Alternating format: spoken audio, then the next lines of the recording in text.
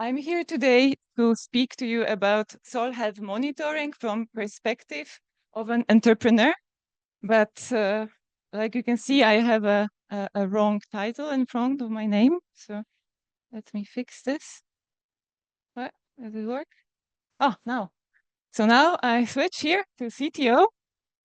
That's what the investors understand. So that's the big change when you go from the academia to anything entrepreneurship. You have to switch your mind from being a researcher into something more functional. So Chief Technology Officer, that's me. So with that very serious title comes also a bit of a mind change. So you have to start thinking a bit differently, not like, oh, this is interesting, that is interesting. You have to start thinking, oh, this is interesting, but do we have enough resources to actually pull it off? Is going to sell. So that's a big change when you come from research. It's not that easy. But I want to first wind up into the very beginning of why anyone from the best thing you can do in your life, so research, would move to the Shark Tank, so entrepreneurship, and then talk to all these investors and try to explain why what you do is important. And they still think, well, something, I don't know, enzymes, what do they do? So enzymes, what do they do? This was my biggest frustration of my PhD thesis. I was asked to measure enzymatic activity in soil. So enzymes, so everybody's on board, are little proteins. So you can think about them like little scissors or little machines. Very important in soil. They cut bigger molecules into smaller molecules, so products. And these products can be many things. Could be nitrogen, can be phosphorus, and these are needed for everything that lives. So your plants in your pot that are dying somewhere on the windowsill, they need it. And the enzymes make it possible.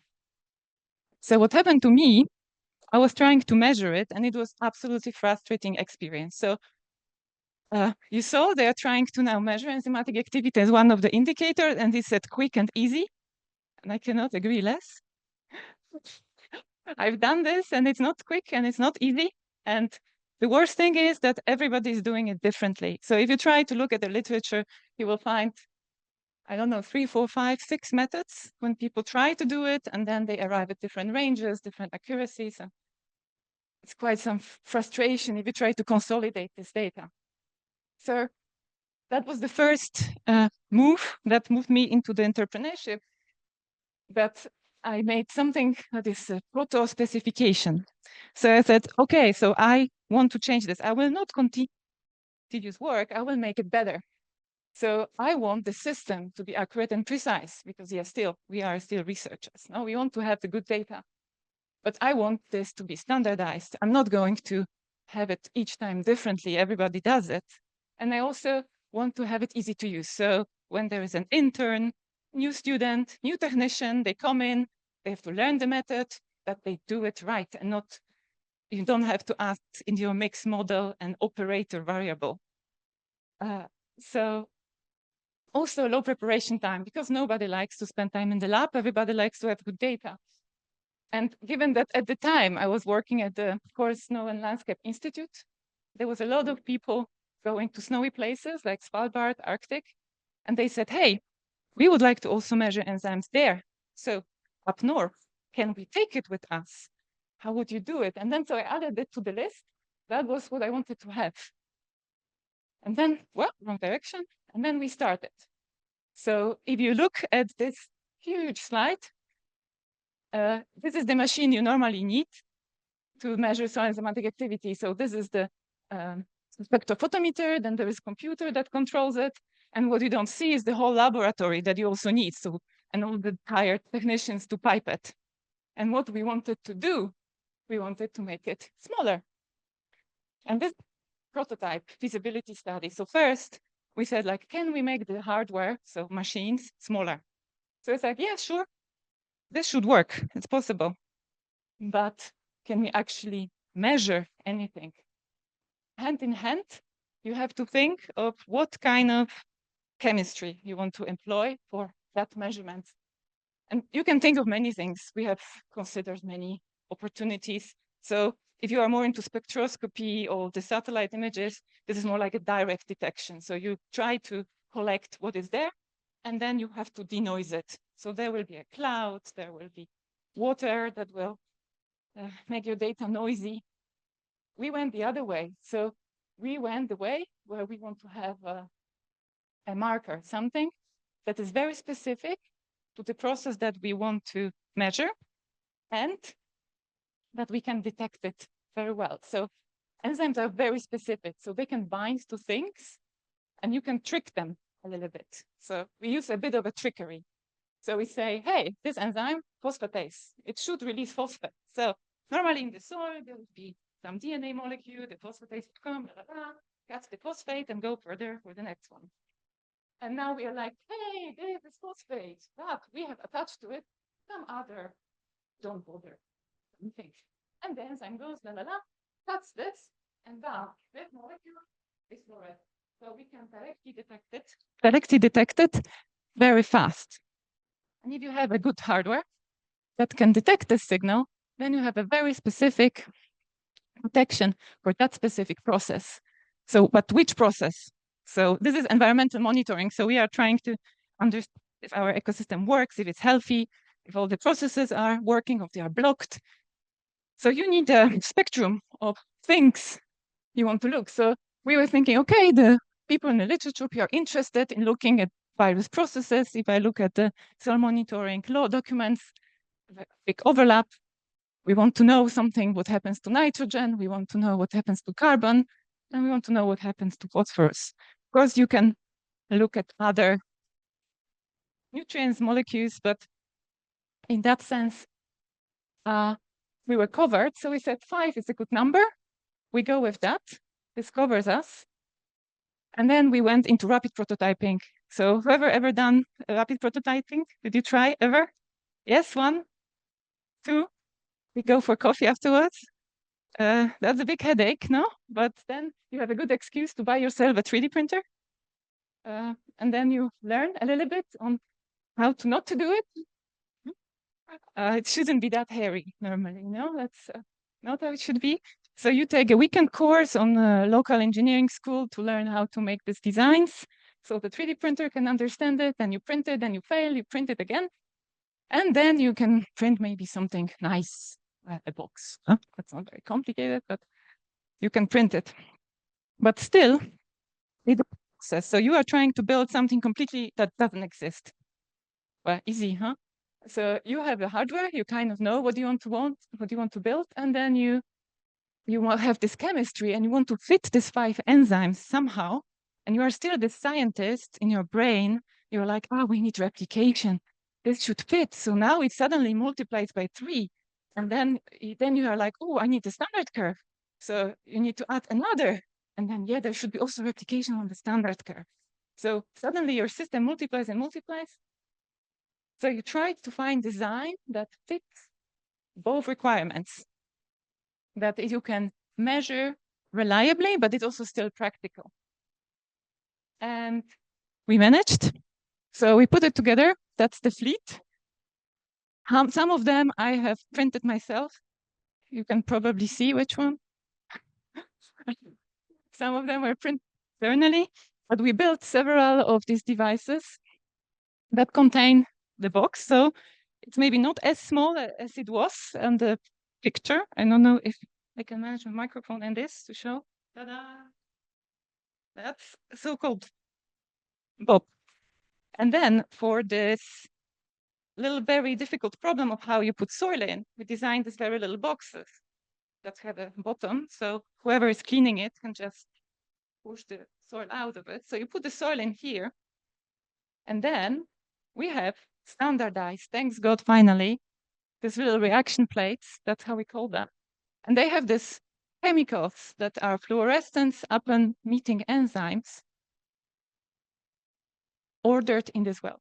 So with replication and with references. So, and there is this little edge. So it tells you which direction to put it in, because I've seen people putting it all the directions. So we made an edge, but there's only one way to put it in, or if you are very stubborn too. So yeah, we made a little wing. So you have to open this, You don't have to do anything in the lab. You just open this, you put it on your soil, zack. Go for coffee. I put it inside. There's a little drawer. There also is a direction, zack. And now you go for coffee.